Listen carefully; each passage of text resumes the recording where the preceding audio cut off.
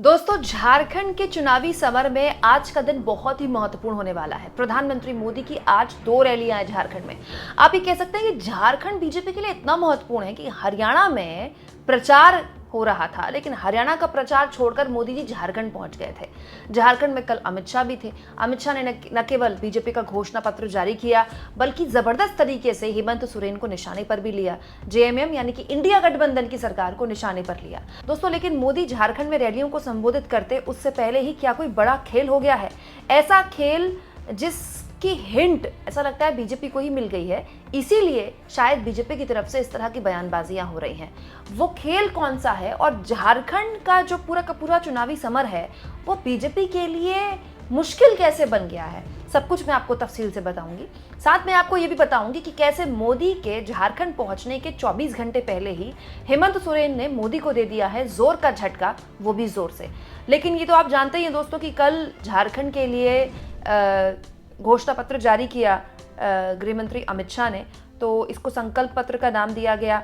5 लाख लोगों के लिए रोजगार के नए अवसर पैदा करने का वादा किया गया। महिलाओं को हर महीने 2100 रुपये देने का ऐलान किया गया। लाडली बहन योजना के जैसी ही एक योजना का यहाँ भी ऐलान किया गया।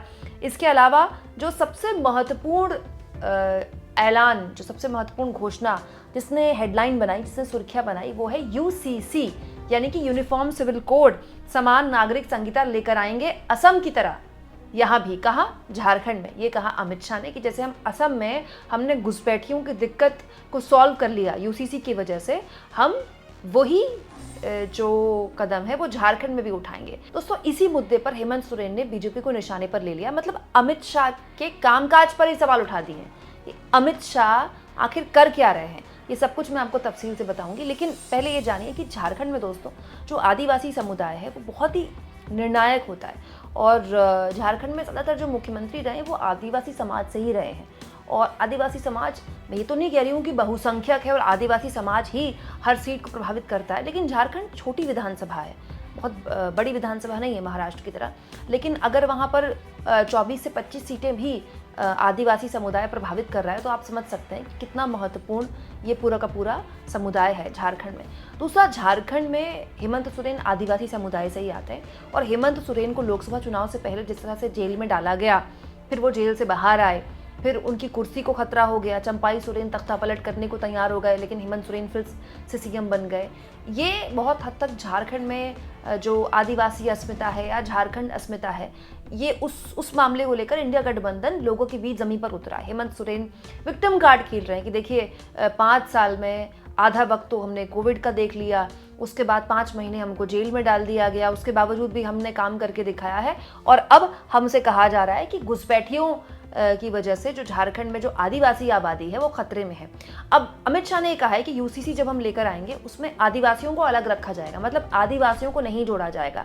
कहने का मतलब यह अमित शाह का कि झारखंड में जो घुसपैठिए हैं, बांग्लादेशी घुसपैठिए हैं, उनकी गिनती होगी। क्योंकि दोस्तों बीजेपी का ये कहना है कि झारखंड में जो घुसपैठिए हैं, जो बांग्लादेशी घुसपैठिए हैं, वो झारखंड की महिलाओं से शादियां कर रहे हैं और उसके बाद यहाँ की ज़मीनों पर कब्जा कर रहे हैं।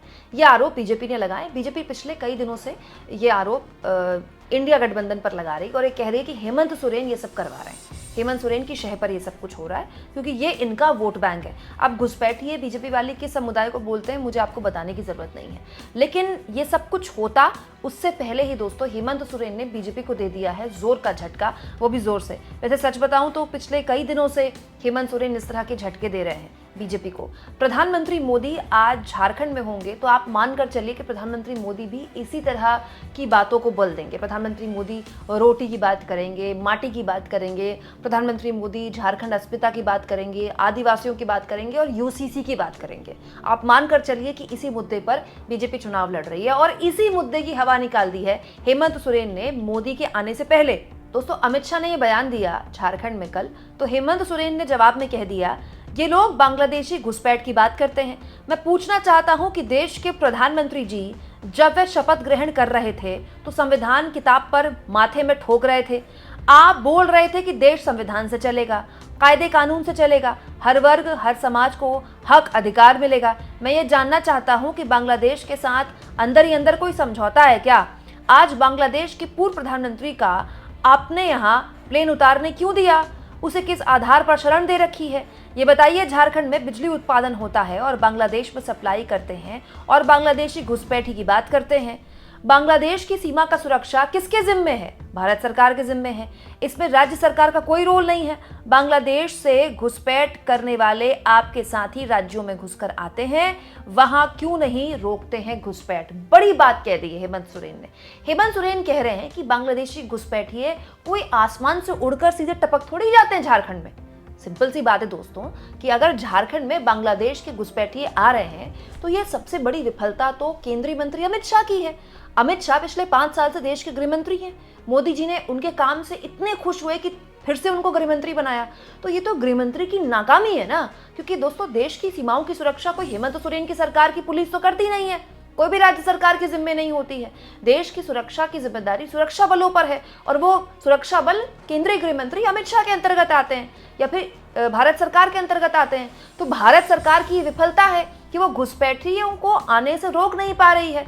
और दूसरा और सबसे महत्वपूर्ण सवाल जो झारखंड मुक्ति मोर्चा के प्रमुख हेमंत सोरेन ने उठा दिए कि भाई आप हमसे कह रहे हैं कि बांग्लादेशी घुसपैठियों को हम पनाह दे रहे हैं, पनाह तो आपने दे रखी है बांग्लादेश की पूर्व प्रधानमंत्री शेख हसीना की। और बात भी ठीक है, शेख हसीना आज भी भारत में ही है, ये तो सब जानते हैं, पूरी दुनिया जानती है। यही नहीं दोस्तों, बिजली को लेकर भी सवाल खड़े कर दिए हेमंत सोरेन ने कि बांग्लादेश का जिक्र करते हैं, बांग्लादेश के लिए बिजली झारखंड में बनाते हैं और बांग्लादेश भेजते हैं, ये कौन सा गड़बड़ झाला है?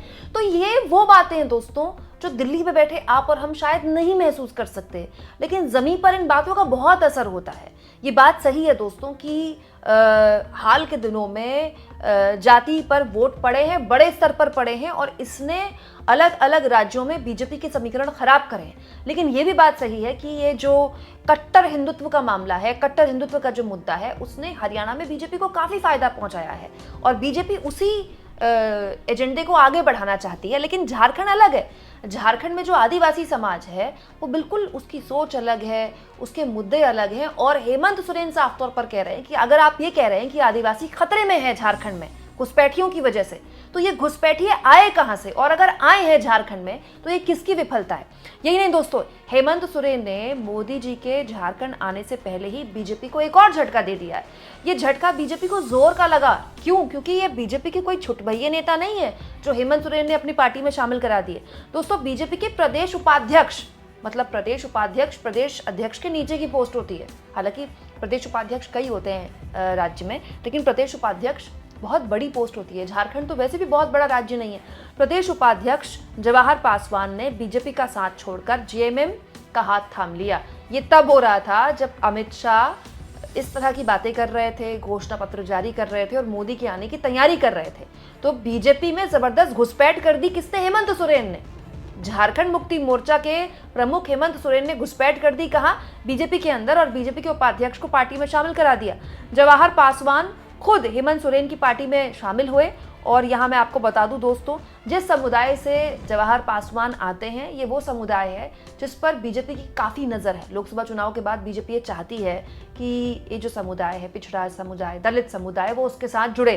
तो आप कह सकते हैं कि बीजेपी के अंदर संगठन के तौर पर एक बड़ा झटका बीजेपी को हेमंत सोरेन ने दिया है। हालांकि यहाँ पर जो महिलाओं को आर्थिक मदद और बेरोजगारों को भत्ता देने की बात बीजेपी ने अपने घोषणा पत्र में की, उसको लेकर भी हेमंत सोरेन ने बीजेपी को निशाने पर लिया कि वो तो देने की बात करते हैं, हम तो दे रहे हैं। यहाँ इस बात को रेखांकित मैं करना चाहती हूँ दोस्तों कि हेमंत सोरेन ने जेल से आने के बाद लाडली बहन योजना के तर्ज पर ही अपने लिए, अपनी जो राज्य की महिलाएं हैं उनके लिए इस तरह की योजना बनाई है।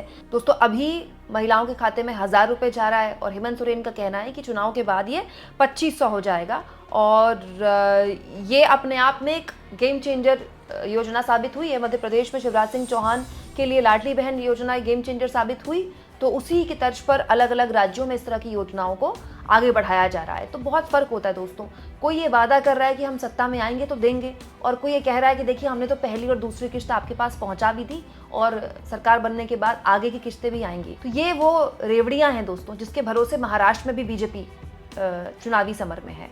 सब जानते हैं कि महाराष्ट्र में भी लाडली बहन योजना की तर्ज पर ही योजना शुरू की गई, क्योंकि बीजेपी को उम्मीद थी कि महाराष्ट्र में मध्य प्रदेश जैसा करिश्मा हो जाएगा, और वही उसी करिश्मे की उम्मीद से हेमंत सोरेन ने यहाँ भी इस योजना की शुरुआत कर दी। तो आप कह सकते हैं दोस्तों योजनाओं की तर्ज पर कहें या फिर घुसपैठियों वाले बयान की तर्ज पर कहें या फिर बीजेपी के वादों की तर्ज पर कहें या फिर संगठन में जोर का झटका देने की तर्ज पर करें, हेमंत सोरेन हर मोर्चे पर काम कर रहे हैं और जबरदस्त तरीके से कर रहे हैं। हाल के दिनों में तो लगातार हेमंत सोरेन ने बड़े बड़े बीजेपी के पुराने नेताओं को अपनी पार्टी में शामिल कराकर ये साफ संकेत दिए हैं कि हेमंत सोरेन से बड़ा नेता झारखंड में फिलहाल कोई नहीं है। और ये बीजेपी की एक और कमजोरी है झारखंड में कि उसके पास कोई चेहरा नहीं है हेमंत सोरेन के बराबर का। हेमंत सोरेन अगर सीएम नहीं बनते हैं तो बीजेपी किसको सीएम बनाएगी, ऐसा कोई चेहरा नहीं है।